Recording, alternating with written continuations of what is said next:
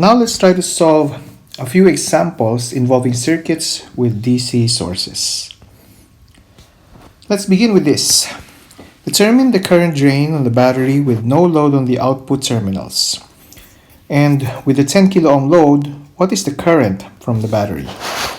So the first problem states or asks what the current is if there's no load, while the second states that if there's a 10 kilo ohm load, what will be the current drain from the source. So let's consider the case. First, when there's no load, this means that we don't consider the effect of the output voltage, and we simply take the current to be equal to the voltage source divided by the equivalent series resistance.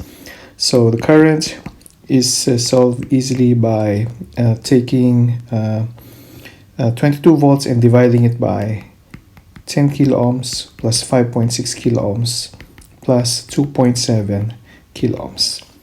This gives us a value of 1.2 milliamperes. Okay, and just for completion, let's solve for the output voltage across AB.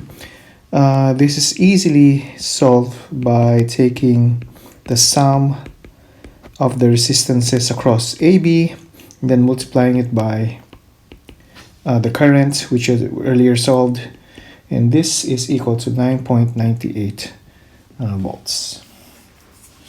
Okay, now factoring in the 10 kilo ohm load across terminals A and B. Okay, so it's 10 kilo ohms. What will be the new current? We see that this becomes a parallel or a network of parallel and series resistors, where RL is parallel to the series resistors R2 and R3.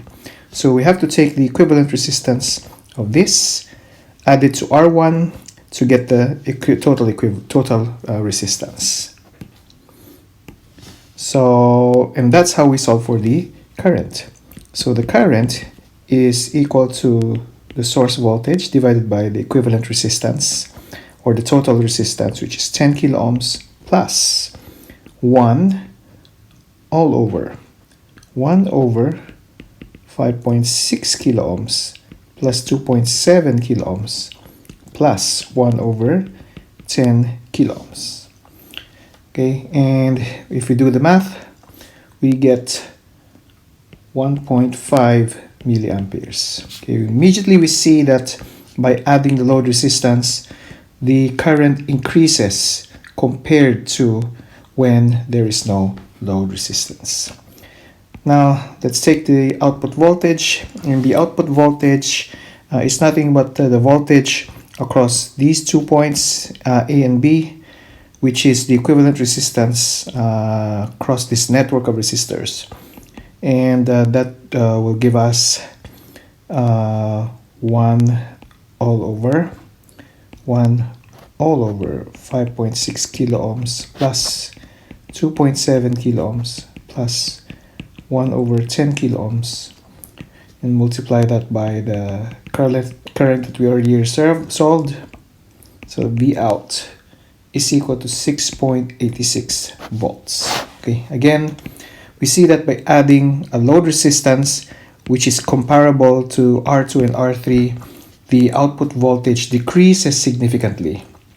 Okay, and this is not something we want, because we want the load to be able to get the proper voltage. Okay, and that load must not affect this voltage, otherwise whatever load you put in here will no longer work effectively.